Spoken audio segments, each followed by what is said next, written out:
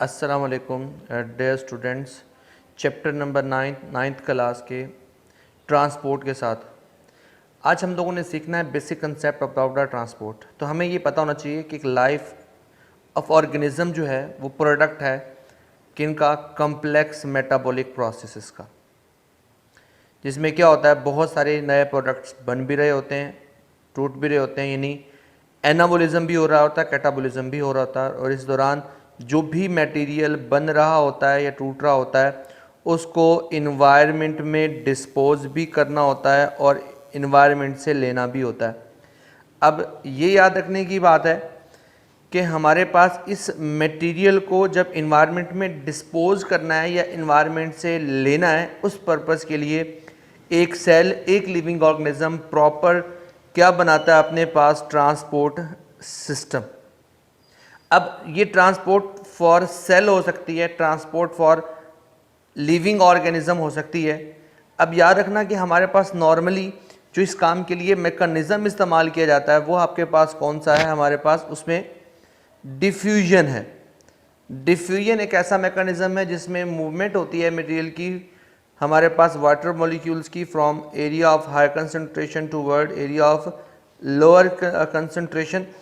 इसमें solute concentration को मद्देनज़र रखते हुए हमारे पास क्या होता है, हाइपोटोनिक से हाइपोटोनिक की तरफ इस तरह मूवमेंट होती है।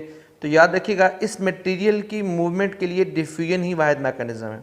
लेकिन ये भी याद रखने की बात है कि ट्रांसपोर्ट ऑफ मटेरियल डिफ्यूजन क्या है, हमारे पास इतनी नहीं है कि सारी डिफ्यूजन को फुलफ़िल कर सकें, या ये जो ट्रांसपोर्ट की मटेरियल है उसको, जो मटेरियल को है ट्रांसपोर्ट कर सकें, इस पर्पज़ के लिए वो खासी बेहतर नहीं है।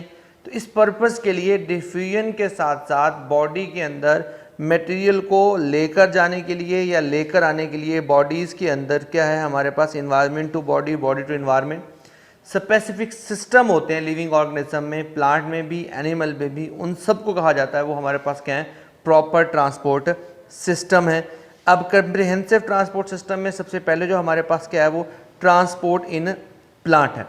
अब तक हमने ये समझा है कि ट्रांसपोर्ट क्यों कर ज़रूरी है, किस तरह से ज़रूरी है, इसके बारे में हमने ज़रा सीखा है कि हमारे पास क्या है, किस तरीके से ये सारी जो हमारे पास मूवमेंट होती है और क्या इसका बेसिक कंसेप्ट है। ट्रांसपोर्ट इन प्लांट कैसे होती है। Water is vital to plant life, यानी पानी बहुत अहम है पौधों के लिए। क्या है हमारे पास, ये नेसेसरी है फोटोसिंथेसिस के लिए और पौधों के ट्रिगर के लिए, पौधों के सेलों के तनाव के लिए, ताकि वो अपनी सख्ती को बरकरार रखें। But much of the cellular activity occur in the presence of water molecule, बहुत सारी जो हमारी एक्टिविटीज़ हैं वो वाटर मॉलिक्यूल की मौजूदगी में होती हैं। Internal temperature of the plant body also regulate करता है पानी की वजह से, यानी बॉडी टेम्परेचर जो होता है पानी का वो भी हमारे पास ये करता है, रेगुलेट करता है। और land plant get water mineral from the soil, किस तरीके से, बाय एब्जॉर्प्शन। मिनरल वाटर हमेशा एब्जॉर्प्शन बाय द रूट होती है, यानी रूट की मदद से क्या होता है, इनको जज्ब किया जाता है, जिससे वो क्या होती हैं, रूट से शूट यानी एरियल पार्ट्स में, पौधे के फिजाई हिस्सों में पहुंचती है और फिर वहाँ से क्या होता है, यूटिलाइज़ की जाती है पत्तों के अंदर या स्टोरेज ऑर्गन के अंदर, जो भी फल वगैरह होते हैं उनके अंदर इसको यूटिलाइज़ किया जाता है। तो आइए हम लोग सीखते हैं कि हमारे पास ट्रांसपोर्ट ऑफ मैकेनिज्म में रूट किस तरह से रोल प्ले करती है। वाटर एंड आयन अपटेक, तो पहले मैं जरा आपको स्ट्रक्चर समझा देता हूँ किस तरीके से है। आप समझ लें कि ये आपके पास एक रूट है और रूट के एक्सटर्नल स्ट्रक्चर का यहाँ से उन्होंने क्या किया, आपके पास डायग्राम ड्रॉ किया। ये रूट हेयर्स है, इसमें जब उन्होंने इसको क्या किया, बड़ा करके दिखाया, इसका जो हमारे पास है वो स्ट्रक्चर दिखाई है। तो उसमें क्या है, सबसे अंदर वाली साइड पे जो घेरा है, अंदर वाली साइड पे ये वाला हमारे पास ये बोलते हैं जाइलम और फ्लोएम सेल्स, यानी इन्हें कहा जाता होता है हमारे पास वेस्कुलर बंडल, जाइलम और फ्लोएम।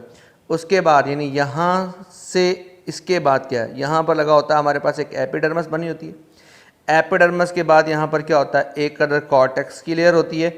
कॉर्टेक्स के बाद क्या होती है, एपिडर्मस होती है, और एपिडर्मस के बाद क्या होती है, छोटी छोटी रूट हेयर्स होती हैं। तो याद रखिएगा स्टूडेंट्स, सबसे पहला घेरा मैंने किसका बताया, जाइलम और फ्लोएम का बताया। यहाँ पर जाइलम है, इसके आगे यहाँ पर क्या होता है, फ्लोएम होती है।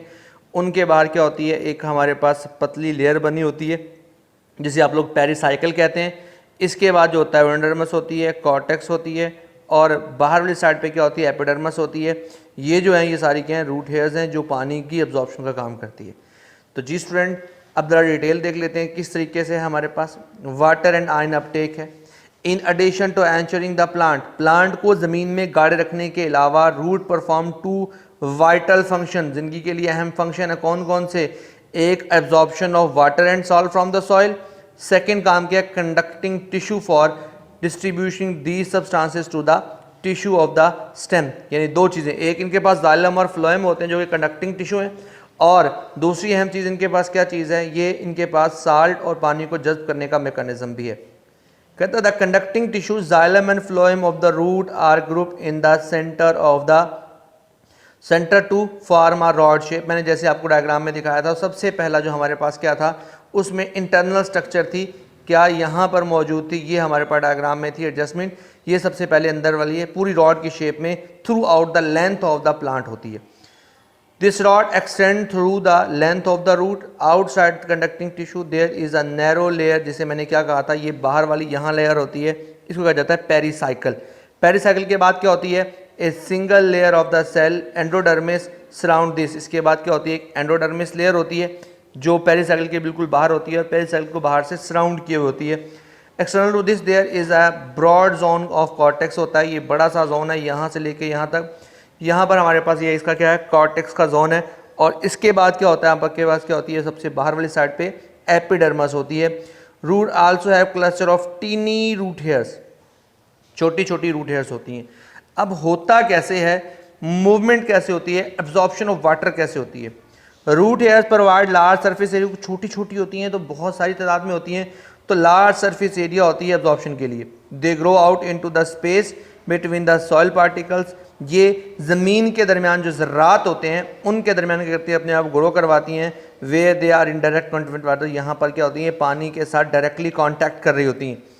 The cytoplasm of the root hairs has higher concentration of the salt. अब मैंने बताया था ऑस्मोसिस होती है, हायर सल्ट कंसंट्रेशन है, अंदर बाहर है लो कंसंट्रेशन, यानी बाहर का इन्वायरमेंट हाइपोटोनिक है, अंदर का हाइपरटोनिक है। तो मूवमेंट कहाँ होगी, हाइपोटोनिक से हाइपरटोनिक इन्वायरमेंट में।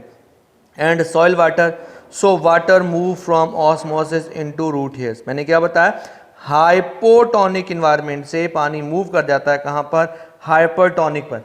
हाइपोटोनिक इन्वायरमेंट का सॉल्यूट कंसंट्रेशन कम होता है और वाटर पोटेंशियल ज़्यादा होता है। वाटर पोटेंशियल के हिसाब से भी होता है इसमें। अच्छा जी, salt also enter root hairs by diffusion active transport. After their entry into the root hairs, water and salt travel through the intercellular spaces. वहाँ से क्या होता है, पानी यहाँ से डिफरेंस आने की वजह से पानी क्या करेगा, यहाँ पर डिफ्यूज़ हो जाएगा। यहाँ से वो दो रास्तों से, या तो एपोप्लास्ट रास्ते को यूज़ करेगा या सेप्लास्ट पाथवे को यूज़ करता हुआ अंदर से जाएगा। अगर सेल जो है वो वॉल्स की साइड से जाएगा तो एपोप्लास्ट है, अगर सेल के अंदर से जाएगा तो हम कहते हैं सेप्लास्ट पाथवे है। यहाँ इसकी डिटेल है नहीं, बस आपको नाम बता दिए कि दो तरह की मूवमेंट होती है, एपोप्लास्ट और सेप्लास्ट पाथवे। तो हमारे पास क्या जी, वो क्या होता है फिर उसी तरीके से क्या होता है, प्लांट का वो पानी जो होता है जड़ों से इंटर होता हुआ कहाँ पहुँच जाता है, अंदर जाइलम वेसल्स के पास। यहाँ से आगे क्या होता है, यहाँ से आगे का सारा कंसेप्ट ट्रांसपिरेशन का है। तो नेक्स्ट इंशाल्लाह उसके बारे में सीखते हैं। तब तक के लिए अल्लाह हाफिज़।